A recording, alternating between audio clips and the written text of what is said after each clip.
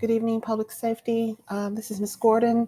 I am offering you a lecture on Chapter 1 PowerPoint deck and slides. I apologize for not having this loaded up in Google Classroom earlier today. I had some technology difficulties. But at any rate, the lecture notes that I'm using to lecture and provide comments on Chapter 1's PowerPoint and the content of Chapter 1 will be also uploaded into a PDF and put on Google Classroom this evening along with this video. So let's jump right in. The two most common models, as we discussed last week in class, of how society determines which acts are criminal. The consensus model is one of those. And the thing you need to know about the consensus model is that crime is defined by those acts which violate a shared value system in society. So people agree about what those norms and values are. And then whatever acts that violate those norms and values are considered crime or criminal. This model proposes that a societal norm or value, once it changes, the laws are going to change along with that particular value. The conflict model is the other one. And the conflict model states that in large, diverse societies, people may not share the same belief system, okay? Especially when you're talking about controversial issues like murder, rape, sexual assault. In the conflict model, the members of society that have the most influence, and quite often those are the ones that hold the power, wealth, those are the ones that have the most influence in society. They're the ones that kind of impose their value system on the community through laws, through lobbying, through policymaking decisions. And then what is deemed criminal activity is determined by whichever group happens to be holding power at that time. And power shifts and goes back and forth in our society all the time, okay? But I will say, in most instances, the poor, minorities, people who are not part of the larger dynamic in society, which is white, male, wealthy people, they don't often hold a lot of power in society. And so that kind of it manifests itself in many things of what you're seeing in society right now with police shootings and Black Lives Matter and the Me Too movement, gay marriage. All of these are instances of people who belong to groups in society who don't hold a lot of power, and they are trying to get more power, get more influence, and assert their rights in a society where they feel like they are not being counted. Right. So the next thing I want to go to is this integrated definition of crime. So there's three pieces to the integrated definition of crime. Okay. The first thing is that crime has to be punishable under criminal law. Okay. So that means that our legislature, Congress, on the federal level, and then on the state level, our state legislature, they have to say that it is a crime in order for it to be punishable. That's the first thing. The second thing, it has to be an offense against society as a whole, and it has to be able to be prosecuted by officials. Okay.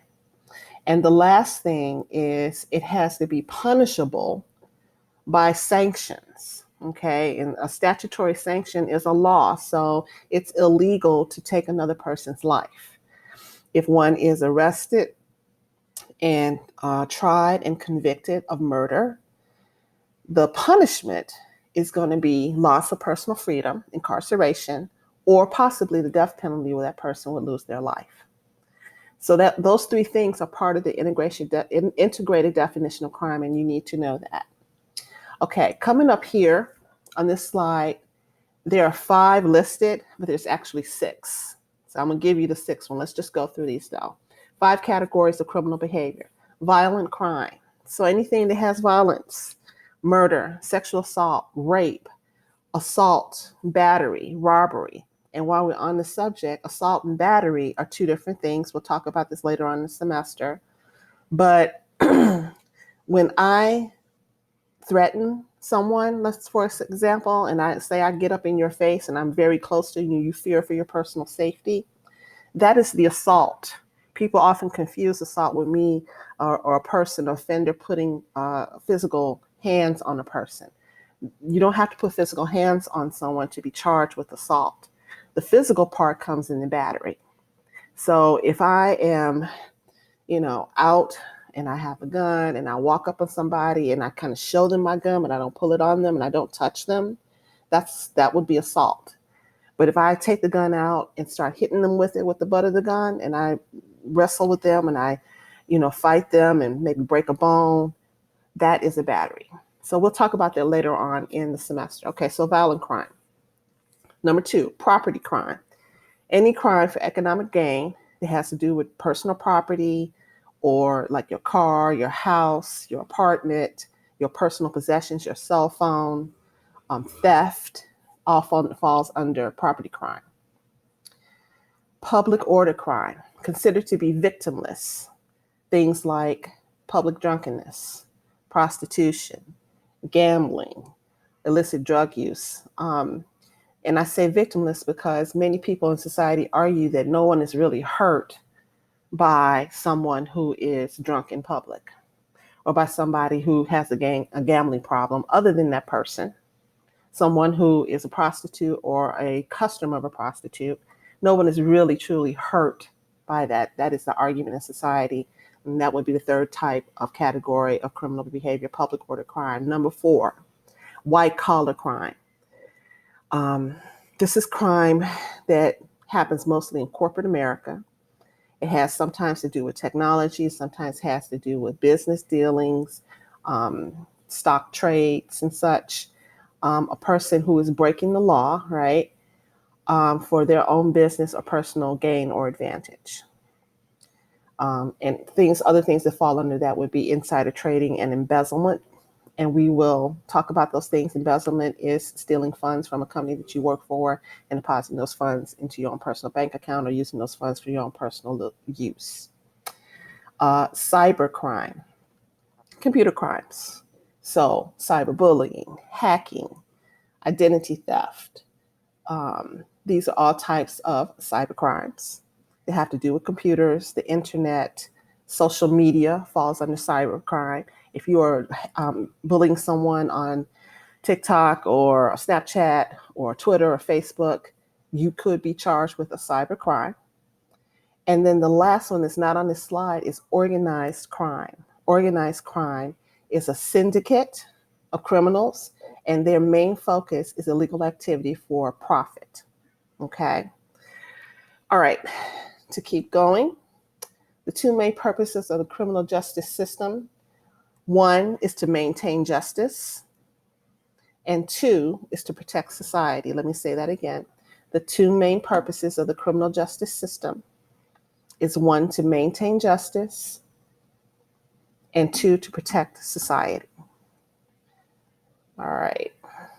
And that's also talked about on this slide.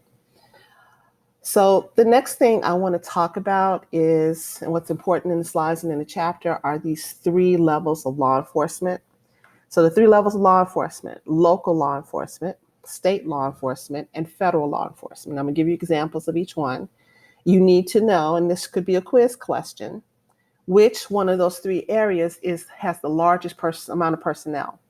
And if you look at this chart, you can clearly see that local law enforcement, your local police departments, across municipalities, villages, cities, if you combine all those together on a national basis, they come to a number that is quite a bit larger than state or federal law enforcement officials. Okay. So federalism is important in the criminal justice system because we have courts on the federal level and we have courts on the state and local level. Federalism is defined as the sharing of power and resources between the federal and the state governments.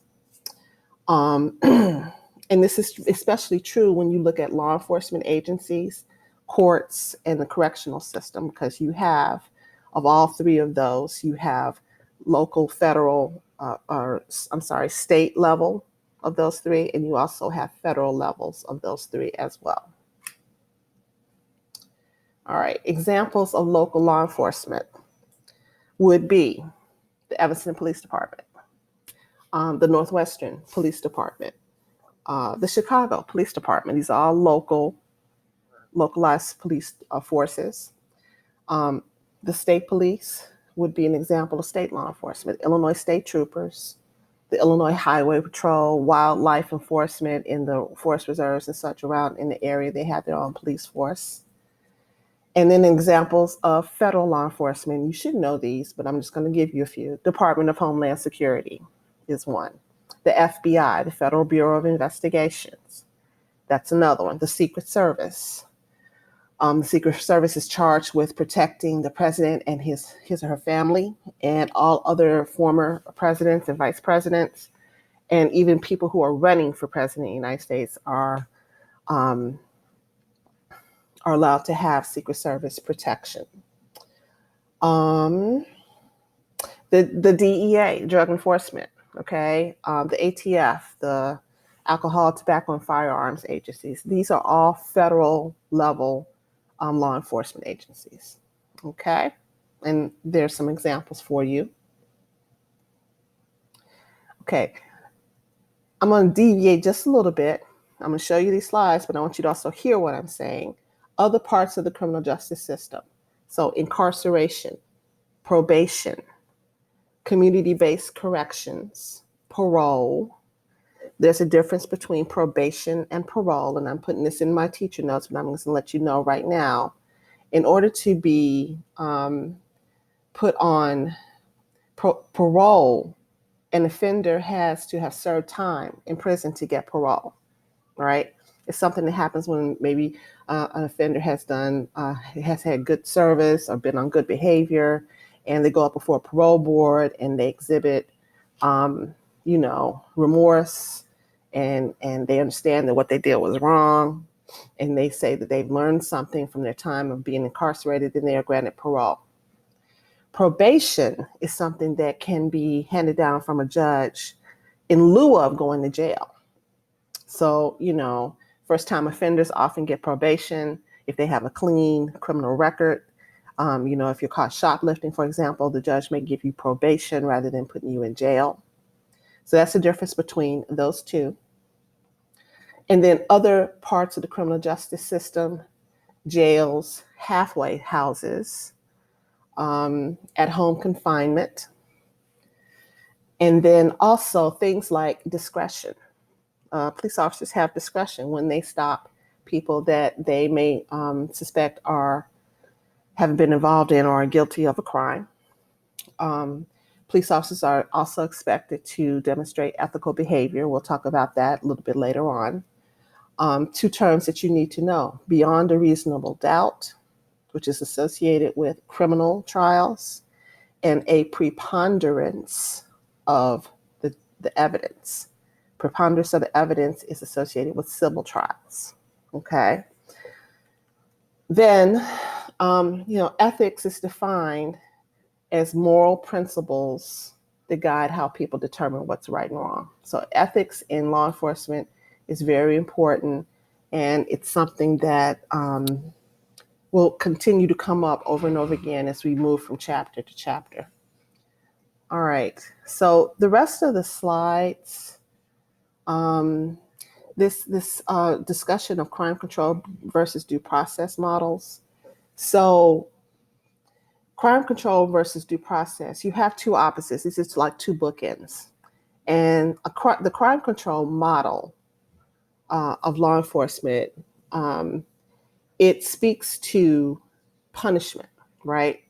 It speaks to cracking down on criminals, prevention of criminal activity, right? Doing whatever law enforcement needs to do, and empowering law enforcement and courts and jails and prisons to do whatever they need to do to control crime in society. That's the crime control model. The due process model focuses more on the individual's rights, what we have coming to us per the Constitution, our Bill of Rights. I have the right to free expression. I have the right to due process. I have the right to be tried by a jury of my peers. I have a right to know what charges are being leveled against me before you put me in jail. And so due process is focusing more on the individual and limiting the reach and control of the court system, of the police, of the judge, if that makes sense, okay? So this is explained in these 2 slides here. And then I'm going to jump ahead to terrorism. So homeland security, domestic terrorism versus international terrorism. Civil liberties is an important and much debated topic regarding the rights of terrorists. When we had the 9/11 attacks and the whole creation of the Department of Homeland Security and the Patriot Act, much attention and focus was given to how are we treating people we suspect to be terrorists? Are we being human with them? Are we torturing people and performing waterboarding on them to try to get them to admit to the terrorist activities and expose other terrorist cells and connections that they may have? And nothing's off the table. Whatever I need to do to torture you, to make you say who it is that's in your terrorist network is okay. Okay. Domestic terrorism, we've had terrorism on U.S. soil perpetrated and performed by people who have been convicted who were American citizens. The Oklahoma City bombing, the Pulse nightclub shooting, the shooting of the 6 or 7 African Americans in South Carolina when they were in the church, just going for Bible study, the Batman shooting, the shooting in Las Vegas, at the country music concert there. Those are all examples of domestic terrorism. And so we're going to study and talk about the differences between the two and how society treats people and the crime itself of domestic terrorism, the people who have been accused of it, and those who have been accused of international terrorism that involves Americans. Okay, the last thing I think I want to talk about, and I'm going to skip ahead a little bit, and I think this might be the last slide, but incarceration and race. So there have been several new strategies in dealing with incarceration and wrongly convicted people. You may have heard before that the number of people on death row is disproportionately African American men, right? And there have been several movies, Just Mercy, which was the Brian Stevenson book turned into a movie starring Jamie Foxx. We're actually going to watch that in class, where you have this African American man who was accused of a crime that he did not commit and was incarcerated and was put on death row for a crime he did not commit. There's a center at Northwestern called the Innocence Project. The Moran Center for Juvenile Justice deals with these issues. So, incarceration and race, things like peer jury, things like restorative justice, the abolition of the death penalty, getting rid of zero tolerance laws. These are all strategies that are on the table right now today to try to reverse the effects of wrongful conviction and the wrongful conviction of men of color, as they are disproportionately victims of mass incarceration and being on death row in many state penitentiaries and supermax prisons. And then decreasing something called recidivism. Recidivism is when people are convicted and serve time and they come back to society and they're not able to function as law-abiding citizens, and they tend to return to the same criminal activity they did that sent them to jail to begin with. So lowering those levels of recidivism, especially in minority communities, doing job training programs and skill programs and resume writing workshops, and allowing people who have served their time to be able to return to the society and to the neighborhoods and be productive members rather than continuing a life of crime. All right, that's the end of my lecture. I'm trying not to give you too much and talk to you too long, but I'm going to put this video with my teacher notes out on Google Classroom. And then tomorrow in class, we'll talk about it, and you will have some opportunity Tuesday and Thursday and next Monday again when you are doing asynchronous training or asynchronous learning, to look at the video and match it with the notes and kind of make sense of what we're talking about here in Chapter 1. Okay, I look forward to seeing you all in class tomorrow, Tuesday. Have a nice evening.